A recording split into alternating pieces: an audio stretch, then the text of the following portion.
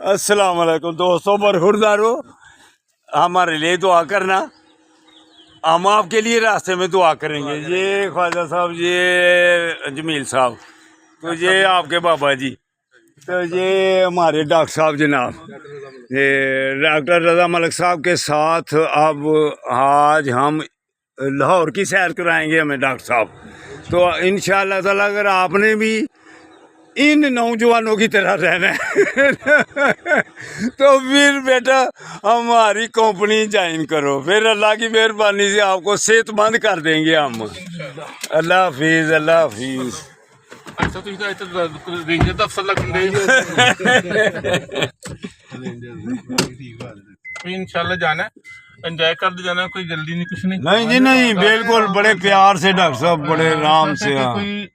हाँ जी, कल भी इसी बड़े मजे लग गए एंजॉय करना। ਤੁਸੀਂ ਅੱਜ ਸਾਲ ਨਿਕਲ ਗਏ ਸੋ ਜੋ ਸੀ ਉਹ ਸਿਟੀ ਹਾਊਸਿੰਗ ਉੱਥੇ ਜਾਣਾ ਜੋ ਰਾਤ ਰਹਿਣਾ ਹੀ ਉੱਥੇ, ਫਿਰ ਕਿਹਾ ਲਈ ਚਲੋ ਅੱਜ ਲਾਹੌਰ ਦੀ ਵਾਕ ਕਰੀ।